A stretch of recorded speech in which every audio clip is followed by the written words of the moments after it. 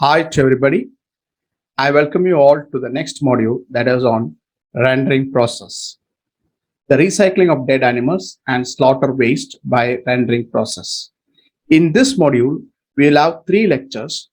The lecture 1 will be dealing with the primary or the basics of rendering. We will be learning different terminologies, different types of rendering. In lecture 2, we will be having the different steps in the rendering processes. And in the third lecture, I will be talking about the cost estimate and profitability and construction of the carcass utilization plan or the carcass recovery plans. Okay. So I welcome you all once again to today's lecture. That is recycling of dead animals and slaughter waste by rendering process, part 1. So first, let's understand what is animal byproducts. The animal byproducts are the part of the slaughtered animals that are not directly consumed by the humans, including dead on farm, catering waste, that is the waste that originates from the restaurants, butcher shops, catering facilities, and kitchens. So all these things are included as animal byproducts. In the animal byproducts, there are again we can classify into 2. One is called as the primary byproducts. For example, if we take the bones or the horns, hoof, all these are considered as a primary byproducts.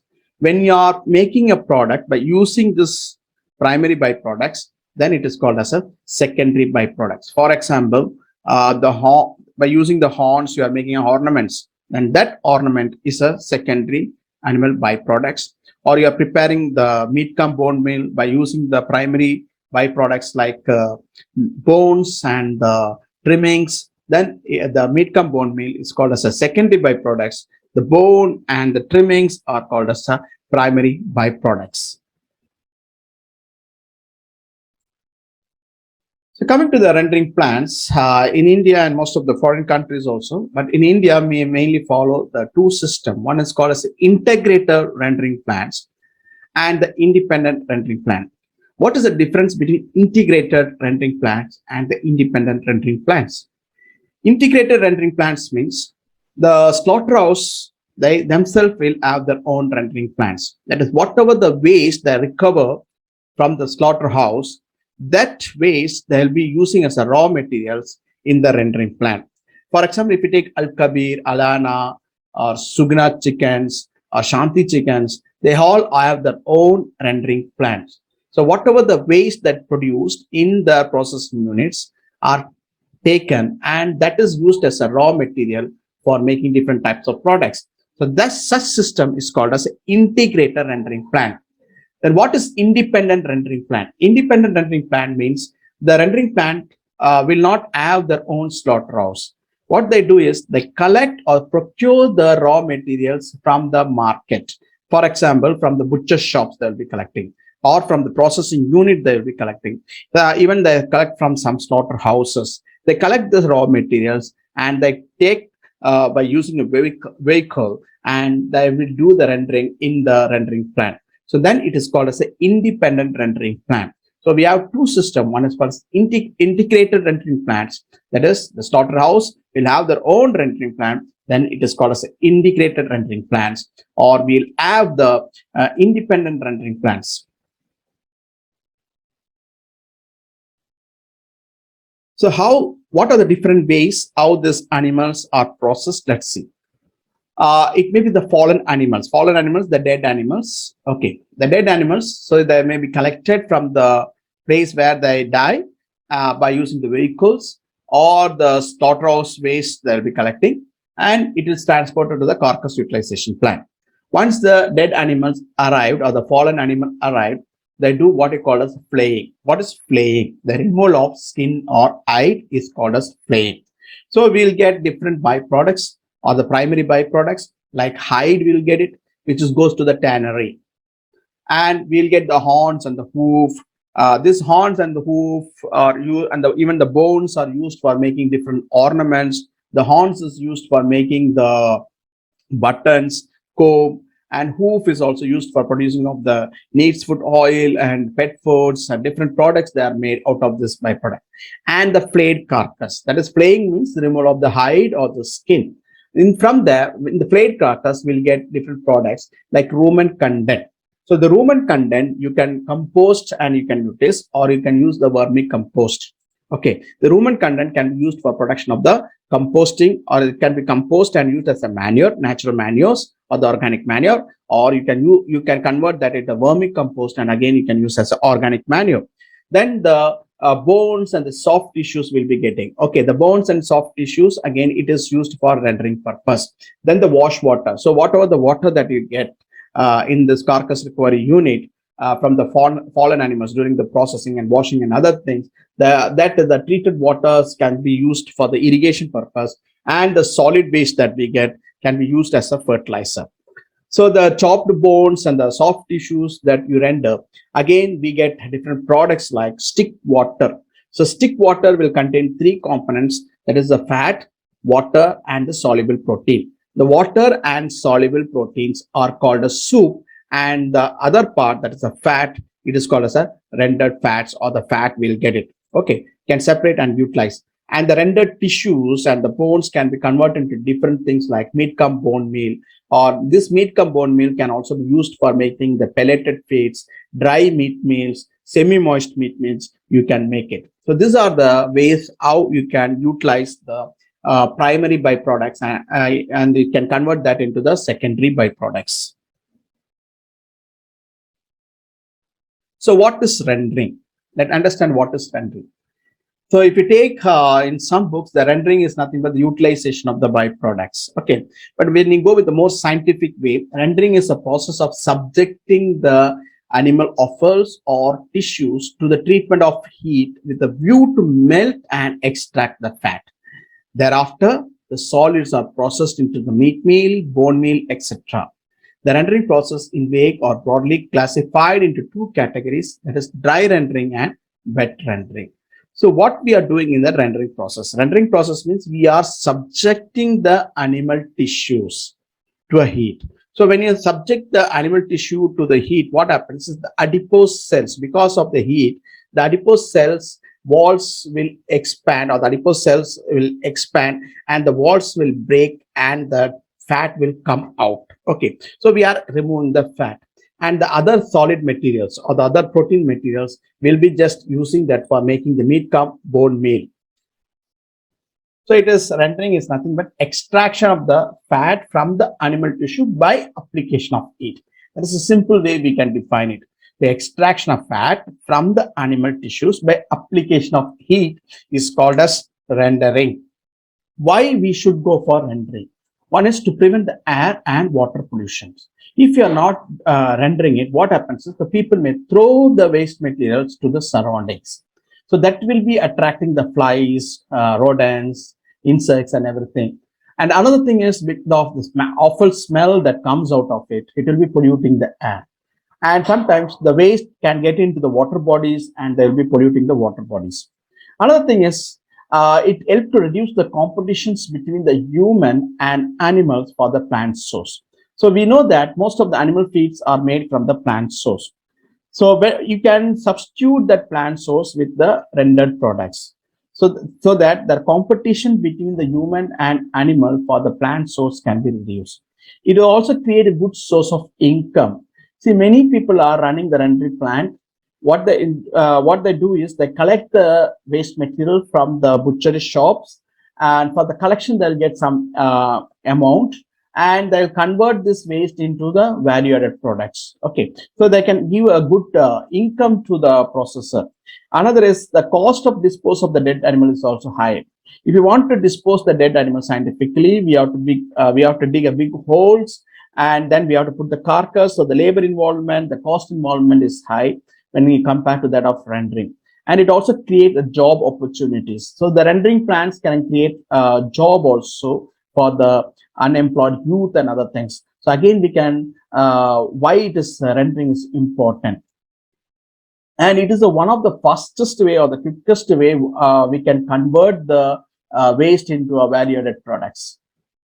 because it takes the rendering, which takes only around 3 to 4 hours, or for the conversion of the feather into feather meal, or meat and trimmed meat and the soft tissues into the meat cum bone meal.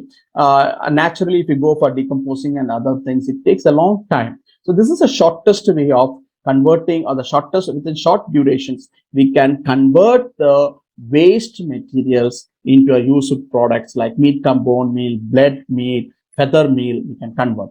And other thing is that the recycle of the dead animals, or the slaughterhouse waste and supermarket rejects, okay, the expiry dates, that materials will be rejected by the supermarket. They can be converted into different products like meat cum bone meal, rendered fats, which can be used again for various animal feeds. And it also prevents the risk of filling our cities and towns with the diseased and rotting carcasses. That's why I told, if we don't have the proper disposal system, what happens is the shopkeepers may throw the waste on the environment on the roadside. You can see here how the waste are thrown here. So this will be polluting the surroundings and the water bodies. So it is very much necessary that the government should take, or the public and the public-private partnership, the various rendering plants should come up in our cities and towns areas where this waste can be collected and can be converted into value-added products. So again, you can see what happens if there is no rendering plants. So waste will be thrown here. Chicken waste will be thrown on the roadsides. It will be creating the problems you must have seen, or you must have observed when you're traveling in the bus and other areas. Pollution to the water bodies from the slaughterhouses and chicken slaughter plants. So this will be creating the water and air pollution. So what are the raw materials, or what are the waste we can convert into, or what we can do the rendering? One is the layer manure. So layer manures, you can render it.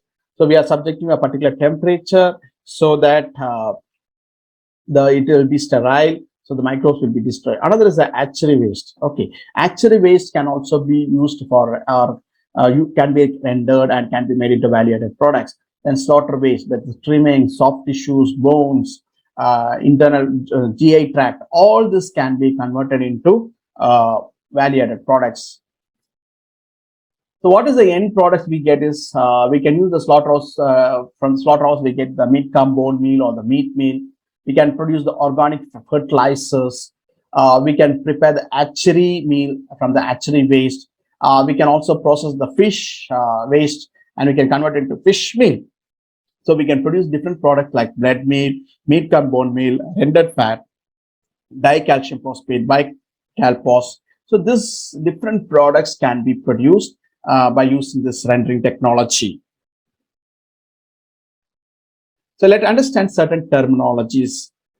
Certain important terminologies like rendering, slush, cracklings, stick water, titer, tallow, lard, technical fat, desert bone, and green bone. So what is crackling or the tankage? Crackling is also called as tankage. The digested material in the drying, in the rendering, is called as cracklings. That is, after subject to the heat process, the digested material is called as crackling or the tankage. This is rich in proteinous materials. This is also rich in calcium and phosphorus. What is slush? Slush means the undigested materials. The slush is the undigested materials in the rendering is called as slush.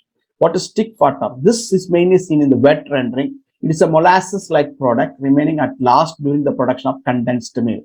So this contains basically three things, that is the water, fat, and the protein. Okay, so this is a very good source of nitrogen, and it can be used for in the irrigation. You can also separate the fat and the proteinous materials along with the water that is present, can be used for the irrigation purpose, which will act as a good source of nitrogen. Then what is titer? Titer refers to the softness or hardness of a tallow, or the temperature at which the fats solidifies. Okay, so that is, for example, if you take the pig fat, when they are subject to a temperature around 36 to 40 degrees centigrade, they will start melting. Okay, so that is why we find that the pig fat or the poultry fat is not sticking to your hand. But on the other hand, if you take the tallows like cattle fat or the sheep and goat fat, they will stick to your hands because they will not smelt easily at our body temperature.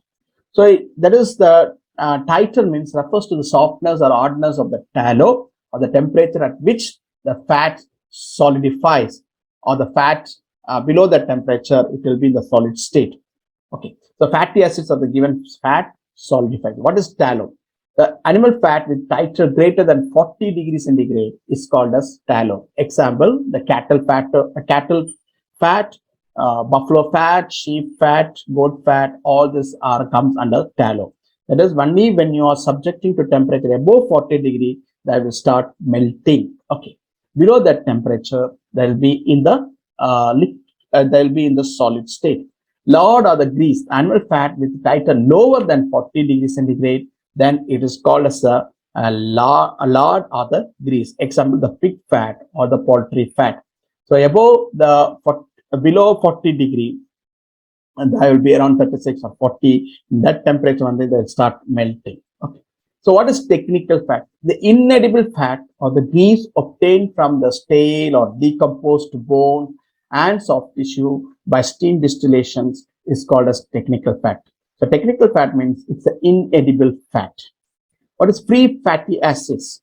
So free fatty acids express the quality of the fat, expressed as a percentage of free oleic acid of the total sample weight.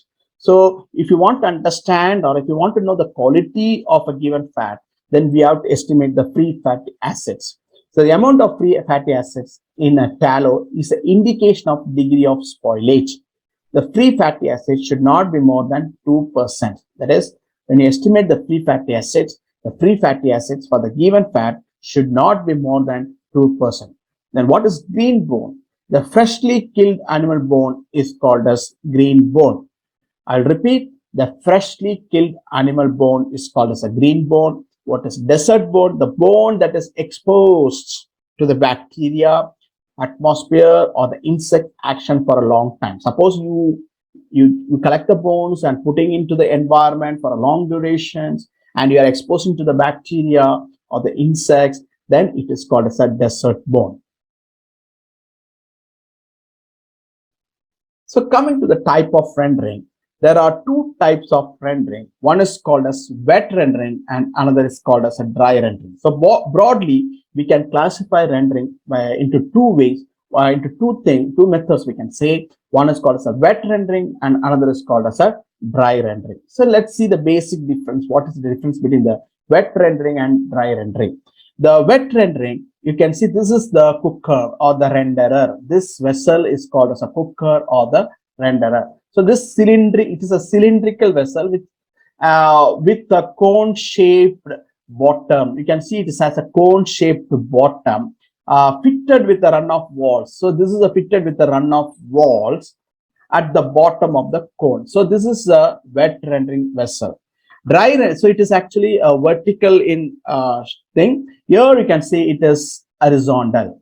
So dry rendering, it's horizontal. So dry rendering, the dry rendering cooker is also called as a dry renderer, dry rendering vessels, or dry rendering melter, and it's a horizontal steam jacketed cylinder vessels made up of two concentric cylindrical shells. So it is just like a tube within a tube. This is one outer vessel, and there is an inner vessel. This is another vessel. So okay, it consists of two concentric cylindrical shells made up of, normally the mild steel is used for making this one, and it will have the end plates at both sides. Here one end plates and here at one end plates will be there. And it will have an what is called as an agitator. So this is called as an agitator. This is the agitator. This agitator is a shaft passing through the two end plates. So here I told one end plates, here and one end plates. This along the horizontal axis, this shaft will be rotating. So this shaft can rotate in clockwise as well as anti-clockwise in directions. So when you are charging, when you are putting the raw materials, if you take from the left, if you stand here on the left side, and if you observe here, it will be rotating in the clockwise direction. So when you are charging, it will rotate in the clockwise direction.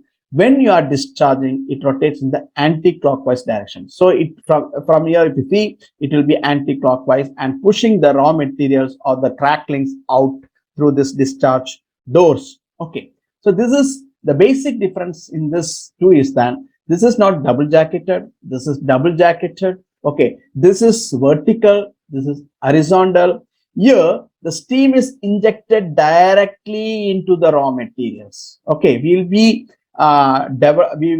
creating the steam by using the boilers, and the steam will be injected directly into the raw material. So the raw material will be filled here and the steam will be injected. Here we are not injecting the steam directly into the raw materials. What we are doing here is that between this jacketed cylinders or steam jacketed cylinders, that is this hollow space, we are injecting the steam. Also, we will be injecting the steam in this agitator.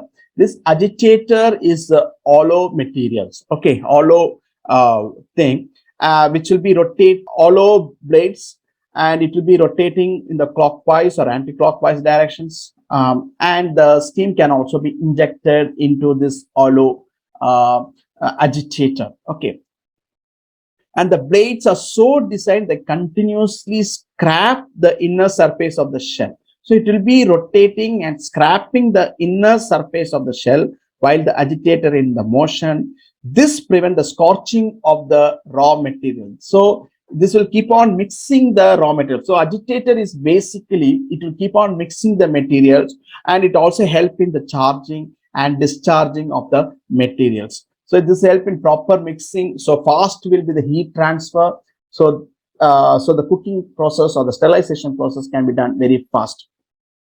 So this is a basic difference. The steam is injected directly, here indirectly the steam is formed. So how the steam is formed here is, how the raw material is cooked here is that you are injecting the steam in this hollow space, okay, and also in this agitator, and there will be transfer of heat will be taking place, and the raw materials will be containing the moisture. Okay, this raw material will be containing the moisture, and that moisture will be converted into the steam because of the heat, because the transfer of heat from this space to raw materials. So here we are not injecting the steam directly, but here we are injecting the steam directly. So that is the basic difference between the wet rendering and dry rendering. That is why it is called as a dry rendering.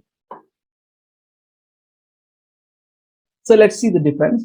Wet rendering and dry rendering. The steam is injected directly into the raw material. That's what I told. Here the steam is applied indirectly with the help of steam jacketed cooker. So I told it has a tube within a tube, like the hollow space is there. In this hollow space, we'll be injecting the steam. Okay, and there will be transfer of heat will be taking place, and the steam will be created not because of the injected steam, but due to the transfer of heat. The material, the raw material will be containing the moisture. That moisture will be get converted into steam, and the pressure will be created and it will be cooked. The digester is vertically designed. We already seen. Yeah, the dry rendering, it is horizontally designed. Here you can see the pressure development is 40 to 60 psi. Here the pressure development is 75 to 80 psi. So high pressure will be developed. So the temperature attained will be more in dry rendering. So that it will be able to destroy even what we call as the prions, which cause the mad cow disease. Okay, the prions are destroyed in dry rendering, but it's very difficult to destroy the prions in wet rendering. That is why now in the worldwide, only the dry rendering is recognized or it is allowed. So here the tallow produced is of good quality. Here the tallow produced is not comparatively good quality. It is much darker tallows. It requires more cooking time. It requires around 3 to 4 hours. But in the dry rendering, the cooking time is less. It requires around 1.5 hours to 2 hours only. So that is why throughout the world, now only dry rendering is practiced, because we will be able to destroy the prions, the proteinous substance, which cause the mad cow disease. Okay. So in this topic, I'll be talking only about the dry rendering, because the wet rendering is not commonly followed now. So in wet rendering and dry rendering, in wet rendering, the process, the live steam is injected into the rendering tank, or the cooker along with the material being rendered. In dry rendering, the steam is confined in the jacket that surrounds the tank containing the raw materials. Wet rendering yields product that is of neutral flavor, lighter color, and higher smoke point, whereas dry rendering produce products that have brown color. The fat is not of that good quality compared to that of what we get in the wet rendering, and the fat will have the lower smoke point. So coming to the dry rendering, what are the main units and auxiliary units? The main rendering unit, the component is that the dry renderer or the cooker, or it is also called as the dry rendering vessels or the dry rendering melter. Okay. Then auxiliary units, what are they? It requires a pre-baker, asher, washer, metal detector, screw conveyors, and many other auxiliary units are there. So I listed only few of the important things here. So let's see how the dry rendering is working. Okay. So we'll be charging. So this is the digester or the renderer, we can say, or the cooker, we can say. And the raw material is charged, and you can charge from the top. Okay, it is charged here. So the raw material will be getting inside this cooker. Inside this cooker, the raw material will be there. And at the same time, we'll be also injecting the steam. So in the hollow space, I told this is this digester will have two cylinders. There is one of the small cylinder, and above that there will be another cylinder that is just like tube within a tube, and there will be a hollow space between these tubes. So this between this hollow space and in the agitator, we'll be injecting the steam, and the heat transfer will be taking place, and the raw material will be containing the moisture. That moisture will be get converted into steam. So you can see the boiler here. The boiler will be injecting the steam into this hollow space as well as into the agitator. Is it clear? Then we'll be just charging the materials here. Okay, the material will be charged here. The charging door located at the upper sides. Then this is called as a blow-up valve. This is called as a blow-up valve. It is just like a weight in the cooker. We can close and open it. So once the steam start coming out, then we'll be closing this blow-up valve. Once you close this blow-up valve, what happens is, because of the development of the pressure, because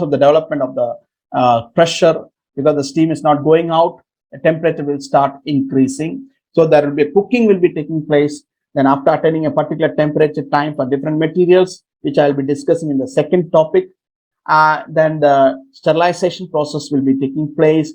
And last, after the cooking is over, the cracklings will be discharged here. So this is a discharge dose. Okay, it will be opened and it will be discharged. So you can see here the raw. This is the dry renderer. You can see one cylinder here and another cylinder here. In between this two, there is a hollow space. The steam will be injected into this hollow space, and the raw materials will be loaded from the top, and it will be falling here. You can see this. Okay, the raw material as put here. And now the steam is, once the steam is injected into this hollow space as well as into the agitator will be rotating. So the blades are so designed that they continuously scrape the inner surface of the shell. So this is the inner shell. Okay, they'll be continuously scrapping that one because of this motion of the agitator. So this also prevent in the scorching of the raw material, because otherwise this raw material will burn off. So it helps in the proper mixing and better transfer of heat. So once the cooking is over, we can see this is called as a discharge gate. Okay, discharge gate. This can be opened. The discharge gates are located at one end, and it will open, and the cracklings along with the fat will be removed. So the discharge gates are located at one end of the vessels, while the other end is fitted with the gear driven box. So we have the gear driven box and a motor. Okay, it will have a gear driven box and the motor. So coming to the discharging. So this is the discharging. Once it is sterilized, the product is sterilized, then it goes for the discharging. So cracklings along with the sludge and digested materials and the fat, everything will be discharged. During the discharge, the agitator is rotated in the anti-clockwise directions. So it will be just moving in this directions. So it will be carrying all the cracklings materials outside through this discharge gate, and it will be collected here. The discharge gates are located one end plate of the vessels, and the other end is fitted with a gearbox. So there will be a gearbox here which will be adjusting the speeds, and it will be adjusting the rotations of the agitator. Bearings will be there. So it will also contain a lot of heavy bearings which help in the rotation of this rotation of the agitator. Coming to the discharging, the discharge after the material is sterilized, we get what we call as crackling, or the digested material called as crackling. It will contain the fat, rendered fat will be there. So everything should be discharged. So for the discharge, what we do is the agitator will be rotated in the anti-clockwise directions. So once it rotates in the anti-clockwise direction, it will push the material. When it rotates in the anti-clockwise direction, it will push the raw materials or the cracklings outside through this discharge gate. So the raw materials along with the fat and other things will be coming, and it will be collected here. So the discharge gates are located one end plate of the vessels. So here is one end plate, another end plates here. One end we have this discharge and sample collection doors will be here. Here we have the gearbox, and the motors will be there for rotating the agitators, and the agitators is held in position by using the heavy duty bearings on either sides. On either sides, this heavy duty bearings are there, which will be holding and help in the rotations of the agitator. So steps in dry rendering: first is pre-breaking, that is using the pre-crushers. Is a heavy duty equipment. So you can see this is a heavy duty equipment. You can put the old carcass there, or you can put the bones and the soft tissues. Crushing of the raw materials, including the bones of uniform size of 5 centimeter to 5 centimeter cubes, it will be crushed. So it will be, once it is crushed, it will increase the surface area. So you'll get a material like this. You can put the material here, and it will be crushed here, and the size reductions will be taking place. The big bones, or if it is a big pre-breaking units, means you can even put the whole carcass there, and it will be crushed and broken into small pieces.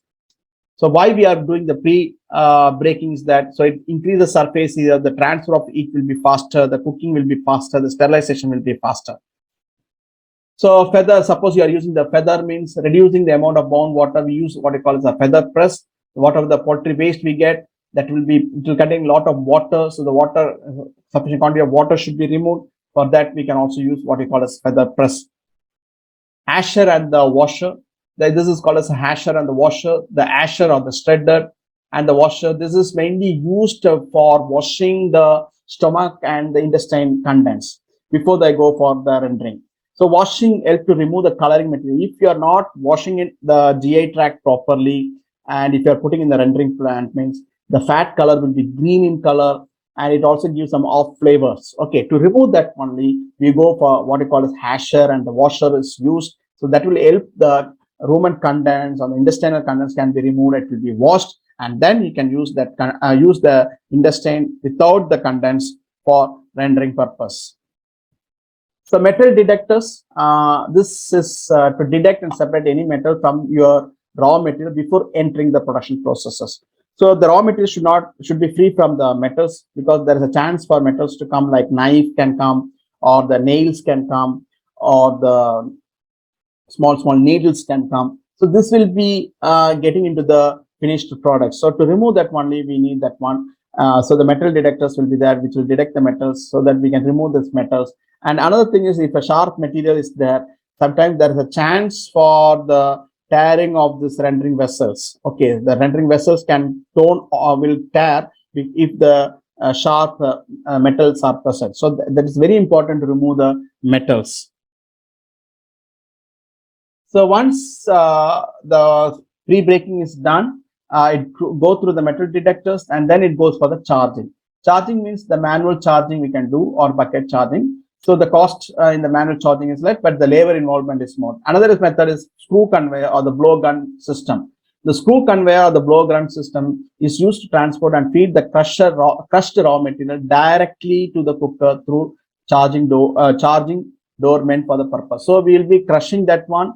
Then it will be taken by this screw conveyor to the cylinder, to the renderer or the cooker. So you can see here, from down only we'll be crushing that raw materials, and it will be taken top by using the screwer, and it is loaded from the top. So this is the charging door. It will be loaded into this one, and this will be falling into the cooker or the renderer. Normally, we can put around 60 to 70% of the available space in the shell can be made use for loading. We should not fill up to the top. Then the agitation will not be proper, and steam transfer will not be proper. So it's always better to load up to 70% of the capacity. Normally, it is found in 1,000 liters, 1,500 liters, 2,000 liters, like that it will be going. So it depends upon the capacity. So this is dry rendering, like batch cookers. There's a continuous cookers also, and the batch cookers. In India, mostly we are going with batch cookers. So it contains two concentric cylindrical shells, which we already explained, of mild steel covered with end plates on both sides. So it will have the end plates on both sides. It will have a motor on one side. Then it will have the agitator. The agitator may be hollow, through which the steam can be injected, and the steam is also injected between these two hollow cylinders. Okay, the agitator is shaft passing through the end plates. So this is one end plates, and this is another end plates along the horizontal central axis of the vessels. So this is the horizontal central axis of the vessels, and having a solid or the hollow blade. Normally we go with the hollow blades. So this hollow blades, inside this hollow blades also the steam will be injected.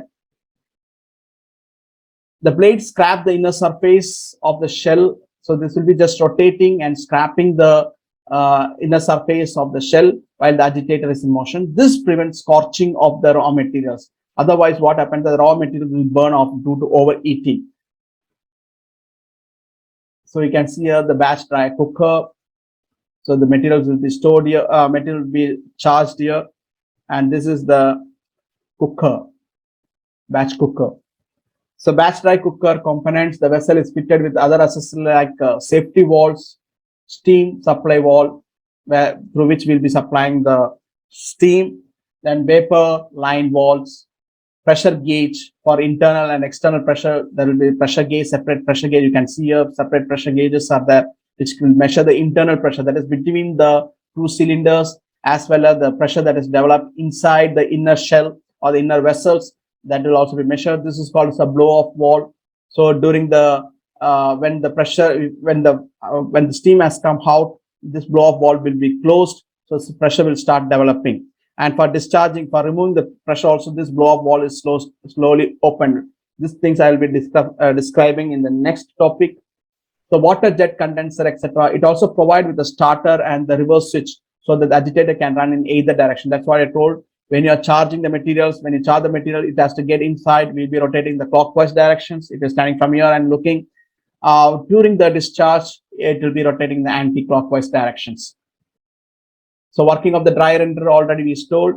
The steam will be injected between this two space, hollow space, as well as in this agitator, and the agitator will be rotating, and it will be mixing the raw materials. So the proper heat transfer will be taking.